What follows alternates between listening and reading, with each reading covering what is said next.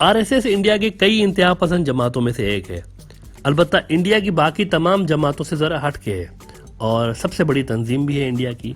ये दुनिया की सबसे बड़ी वॉलंटियर ऑर्गेनाइजेशन है। इस तंजीम के तकरीबन 60 लाख से ज़्यादा मेंबर हैं, जबकि इसके जो सपोर्टर्स हैं इनकी तादाद इंडिया के अंदर करोड़ों में मानी जाती है।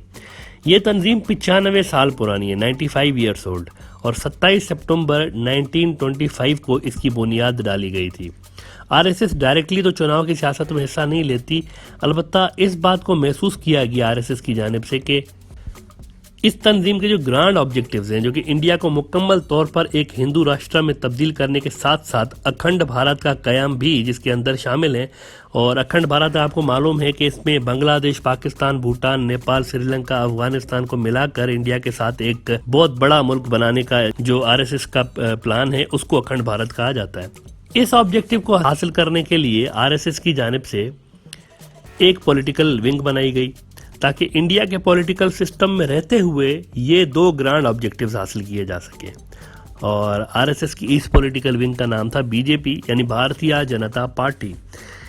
इससे इन हजरात को अपने सवाल का जवाब मिल जाएगा जो कि अक्सर हमसे पूछा जाता है कि पाकिस्तान के खिलाफ इंडिया की जानिब से बयानात और पाकिस्तान इंडिया बॉर्डर पर किलिंग्स तो समझ में आती हैं, लेकिन बांग्लादेश जिसको इंडिया अपना दोस्त मानता है इसके साथ भी ऐसा ही कुछ क्यों किया जा रहा है।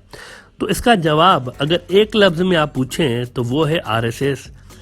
इस तंजीम का इंडिया के अंदर कितना होल्ड है इसका अंदाजा इस बात से लगाएं कि इस वक्त इंडिया की तमाम बड़ी पोस्ट पे आरएसएस के ही वर्कर्स मौजूद हैं। अब जरा सुनते जाएं कि कौन कौन से लोग बड़ी बड़ी पोस्टों में मौजूद हैं जो कि आरएसएस के लिए काम कर चुके हैं और आरएसएस के मेंबर रहे हैं।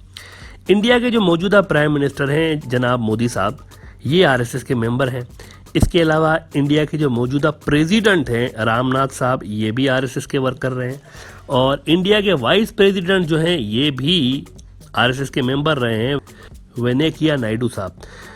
और इंडिया के जो डिफेंस मिनिस्टर हैं राजनाथ सिंह साहब, ये मौसूफ भी अखंड भारत के सपने देखते रहे और ये हजरत भी आरएसएस के मेंबर हैं। इंडिया के जो मौजूदा होम मिनिस्टर हैं अमित शाह साहब, जिनका बांग्लादेश के साथ खुसूसी लगाव है और इनकी एंटी बांग्लादेश कमेंट्स आप सुनते रहते होंगे और इनकी जो तकरीरें हैं बांग्लादेश के खिलाफ वो भी आप सुनते रहते होंगे, ये जनाब भी आरएसएस के मेंबर हैं।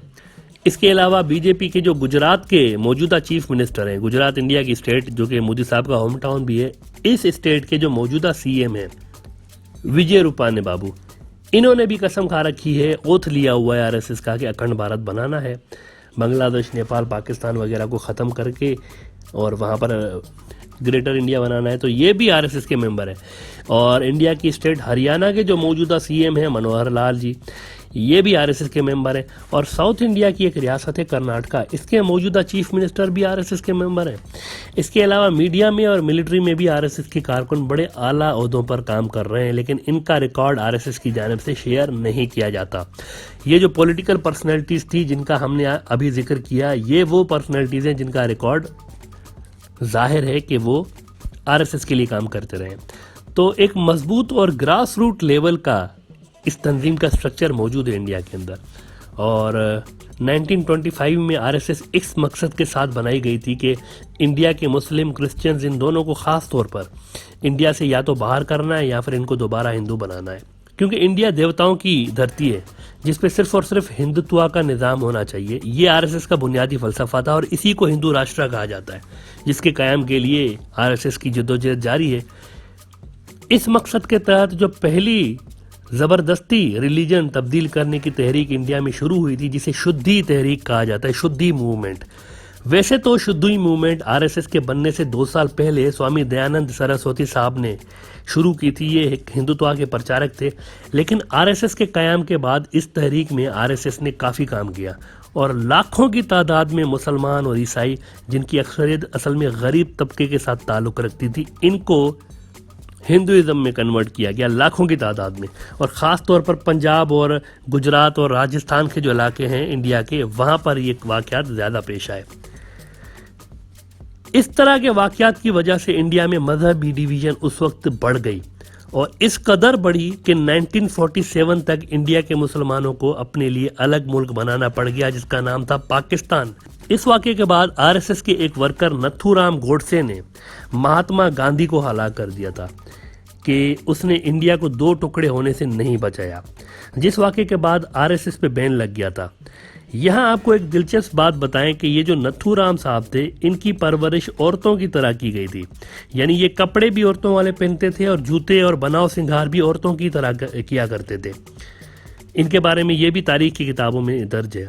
बहरहाल 1947 के बाद आरएसएस का जो बुनियादी ऑब्जेक्टिव था कि इंडिया में हिंदू राष्ट्र बनाना है, वहाँ के हर शहरी के ऊपर हिंदुइज्म के लॉज को फॉलो करना लाजिम होना चाहिए, इस मेन ऑब्जेक्टिव के साथ 1947 में एक और ऑब्जेक्टिव भी आ गया कि अंग्रेजों के जाने के बाद ये जो कई टुकड़े हो चुके हैं इंडिया के, इन सबको जोड़कर एक ही मुल्क बनाना है दोबारा।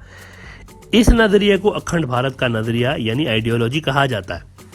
और इसके हुसूल के लिए ज़रूरी है कि पाकिस्तान समेत जो इंडिया के इर्द गिर्द के बाकी मुल्क हैं, इनको छोटी छोटी रियासतों में तकसीम करके इनको डिपेंडेंट किया जाए इंडिया के ऊपर। ये पहला स्टेप होगा। और इसका जो अगला स्टेप होगा फिर वो यूरोपीय यूनियन टाइप की कोई चीज़ बनाकर इन सारे छोटे छोटे मुल्कों को इंडिया के साथ मिलाना होगा।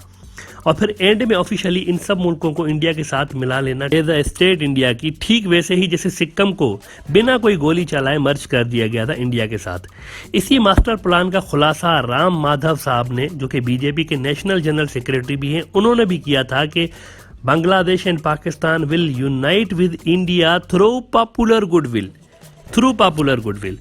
लिहाजा हम ये जो एनालिसिस दे रहे हैं कि इस तरह का कुछ प्लान आरएसएस रखती है, ये ऐसे ही नहीं दे रहे।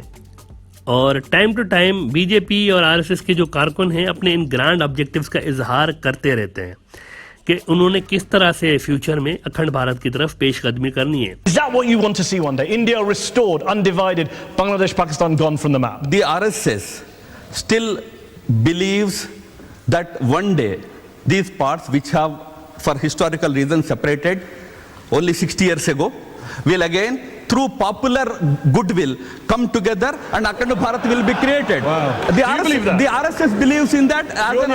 You were the RSS as an RSS member, I also hold on to that view. But that does not mean we wage war on any country, we annex any country. It doesn't mean. बहरहाल इस वक्त जो सबसे बड़ा obstacle नजर आ रहा है RSS को इन सारे अज़ाइम में, वो पाकिस्तान की मिलिट्री माइट है और इसका न्यूक्लियर है। वरना पाकिस्तान को मजीद दो हिस्सों में तकसीम करने के लिए इंडिया की जानिब से कोल्ड स्टार्ट डॉक्ट्राइन भी सामने आ चुकी है, जिसके तहत इंडिया ने अपने लाखों फौजी एक साथ पाकिस्तान के अंदर तेजी के साथ एक जगह पे घुसाने थे और मैक्सिमम एरिया को ऑक्यूपाई करना था। ये कोल्ड स्टार डॉक्ट्राइन है। और चूंकि इंडिया के पास पाकिस्तान से डबल से भी ज्यादा फौज है, इसलिए इस डॉक्ट्राइन के तहत इंडिया की ये असेसमेंट रही कि उनका पलड़ा इस एडवेंचर में भारी रहेगा, क्योंकि इंडिया की जानिब से बड़ी तादाद में फौज एक जगह से अगर अंदर आएगी तो सामने जो पाकिस्तान की फौज होगी उसकी तादाद कम होगी, लिहाजा वो टिक नहीं पाएंगे। लेकिन वहां भी एक ट्विस्ट आ गया था कहानी में। वो यूं कि पाकिस्तान ने सिर्फ 60 किलोमीटर तक रेंज रखने वाला ये जो आप अपनी स्क्रीन पर मिसाइल देख रहे हैं, नसर मिसाइल, इसको बना दिया। अच्छा, इसकी डैमेज भी सिर्फ और सिर्फ 60 किलोमीटर के रेडियस में होती है।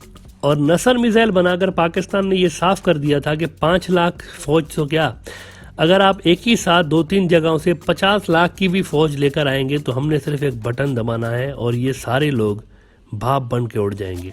बहरहाल अब ये नई डेवलपमेंट सामने आई है कि पाकिस्तान ने यूनाइटेड नेशंस की जो सिक्योरिटी काउंसिल है उसकी मीटिंग में यूनाइटेड नेशन सिक्योरिटी काउंसिल से ये डिमांड की है कि इस तरह के जो ग्रुप्स हैं आरएसएस टाइप, ये ना सिर्फ हमारे साउथ एशिया के लिए खतरा है बल्कि अपनी आइडियोलॉजी की वजह से ये पूरी इंटरनेशनल कम्युनिटी के लिए खतरा है। लिहाजा इन ग्रुप्स पर फौरी तौर पर बैन लगाया जाए ताकि इस रीजन में अमन आ सके।